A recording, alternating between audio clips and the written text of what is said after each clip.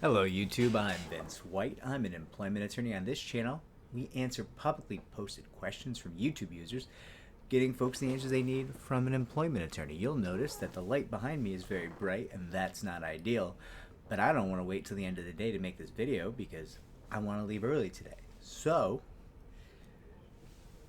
you get what you get. We have a question here from YouTube user TruthD, who asked us, "Hi Vince, can you expand more on 1981 claims? Do many attorneys have experience in this area? Can federal employees go straight to federal court under 1981? Are there different burdens of proof? Also, I didn't really follow your comment about pleading both. Can you explain more? Are you saying if someone files a Title VII claim, they should file 1981 as well?" All right. So, the first and best answer is you should speak to your attorney about 1981 claims and if they're right for you. If you are pro se and you're litigating pro se under 1981 and Title VII simultaneously, go get an attorney. I cannot stress enough, go get an attorney. But that being said, Title VII is, of course, a federal statute which has a number of protected classes. And it protects those people in the workplace. And it's got a lot of disadvantages. There's a lot of things that got funny about Title VII. I mean, the statute of limitations, for starters, is questionable. There's some weird caps and damages under Title VII. And you can't go after individuals. Why would you want to go after individuals, right? There's a lot of things to look at here. Now,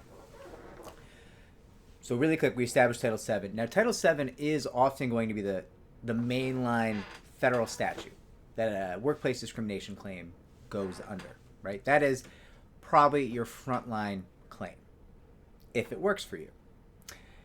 Now, after Title VII, you're very likely in many states to have state law claims that could have advantages separate and apart from Title VII. And yes, you should, if you're able to, in federal court, bring both Title VII and your state law claims. You should plead them both. Now, what YouTube user TruthD is asking here is, can you bleed? Can you bleed? Do I not bleed? Am I not human? No. Can you plead a 1981 claim? So, 1981 is going to be a lot more narrowly construed. It is essentially like a Civil War era civil rights claim tied to race. Now, there's been case law over the years. It's been played with in a lot of different ways. There's some advantages. You don't have the same caps on damages under 1981. You can go after individuals under 1981. 1981 gets that sweet 4-year statute of limitations, if I recall correctly off the top of my head, the federal default. While, Title VII, you're generally going to be looking at a 300-day or even a 180-day statute of limitations, depending on where you are, which is, pretty tight. Pretty tight given how humans deal with trauma, right? Natural human response to trauma is to do nothing for a while because you're hurt and you're healing, right? So this 300-day or 180 days, probably not sufficient under Title VII. People make it, but, it's often tight. So I think your question is, if you can plead a 1981 claim in your given case, should you also plead 1981? And I would generally say yes. If you are in federal court pleading multiple claims, I would encourage you to have a conversation with the attorney about also potentially including 1981 claims. Now, your attorney may or may not be excited about doing that. It is going to represent extra work for the law firm. I do think it's a fairly good idea. And one of the reasons why I think it's a fairly good idea, aside from the obvious, is you get some advantages when litigating how large the pool of damages might be under 1981. But additionally, you can look at the feasibility of naming individual defendants in a way that you probably can't under Title VII and often may not be able to under state law, depending on where you are. And you might say to me, Vince, why do I want to sue an individual defendant? they don't have as much money as my employer, and they're not really generally going to be held to the same standards. It's harder to win against individual defendants.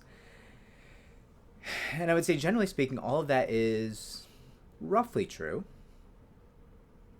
But individual defendants often have homes and bank accounts and things they need to keep their current quality of life and take care of their loved ones. And sometimes, when you can teach that individual defendant to fear the loss of a home, to fear the loss of their bank account, right? These are things, if you sue IBM, we'll say, IBM's like, we're being sued, that's annoying, and then it's over, right? Like, they know even if they lose, they'll be able to pay the bill, and it won't be a big hit to their bottom line. If you sue an individual manager at IBM, well, you got a nice place in the Hamptons. I think my client might like it. Oh, you want to settle individually? Oh, well, we could talk about that. Certainly. I understand why you'd want to limit your liability by settling with us. Of course, there's certain things we're going to need from you, individual manager. But let's talk about what that's going to look like. And now, what have you done? Driven a wedge. You've driven a wedge, right? The defendants are no longer united. Divide and conquer. So that's a tactic to look at. It's not always a good idea. It's often a bad idea. But it's something to look at in terms of the viability there. And if you're a public employee, you might be looking at a 1983 claim instead of a 1981, right?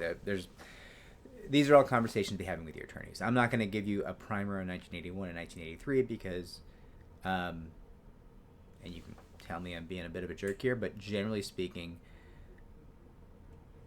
pleading in this manner is going to be, frankly, it's just going to be beyond the pro se litigant. It's going to be more than they're likely to be able to manage. And also, it's a bit of a it's a trap of sorts. It's like a mental trap where people will become obsessed with their 1981 claim.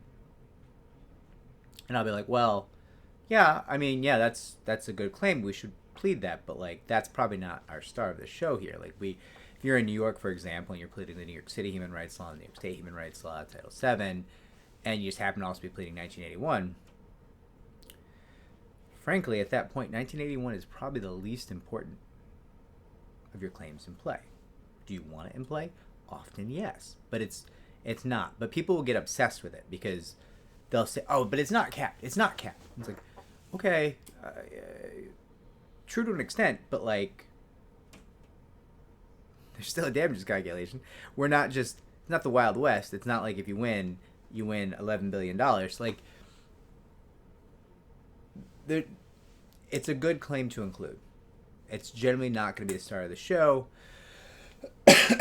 Sometimes it does become the star of the show because of statute of limitations issues or a company's too small to fall under Title VII. There's reasons, there's things, stuff happens. But the answer, truth D, is that, yes, employment discrimination attorneys should generally be aware and well versed in 1981 and 1983, and should be conversant in that. You should be able to have a conversation with your attorney about if those claims are right to include in your action, why or why not, and what's the logic behind that. And if the logic is we don't want to do more work, I don't love that. That's not it. That's not the logic I'm looking for.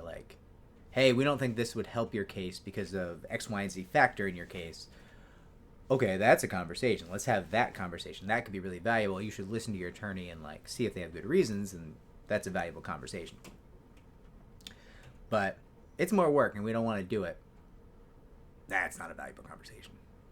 Oh, you got somewhere between 28 and 50% of what you win for this client, but you don't want to do extra work? I have questions. In a world where, you're taking a chunk of every single dollar you win for this person. Why are we not doing the basic things we need to do to reduce risk and add value, right? And that's a question too. And it's a good litmus test to have that conversation with the attorney and see how they're going to act during that conversation with you, and see if they're going to respect your opinions and have like a real conversation with you instead of just being like, nope, not going to do that. Shh. Right? You don't want the attorneys like, enough out of you, client. Right? That's not what you're looking for. You're looking for, hey, why didn't we include this claim? Oh, okay. So here's why, and here's my 3 to 5 reasons why I don't think that's good in this situation. I don't think it fits here. I don't think it's the right claim for you. I think it could damage you because of X, Y, and Z. Okay. Value. Yes. Maybe they're right, maybe they're wrong. Maybe you just don't agree, but the conversation has value, right? Truthy, I hope this helps. I hope this answers your question. I know I kept it vague, but it's a fairly complex topic, and I think it goes beyond what a YouTube channel can really hope to convey in terms of how to properly use these claims. If it was helpful, like, subscribe, comment down below. It helps me to help more people like you. If it was not, if it fell short, comment below also telling me how I fell short. I will track those comments, and I will try to make you a follow-up video with a little more specificity, a little more depth. But suffice it to say, I think we went about as deep on this topic as is valuable in essentially like a 10-minute YouTube video. Like, I don't think we can do much better on this topic in 10 minutes. I don't even think if I spent 40 minutes on it would I really impart the value you would need to be able to like wield 1981 like a master, right? A gender non-specific master, to be clear. Now, remember, everybody works. Not everybody wins.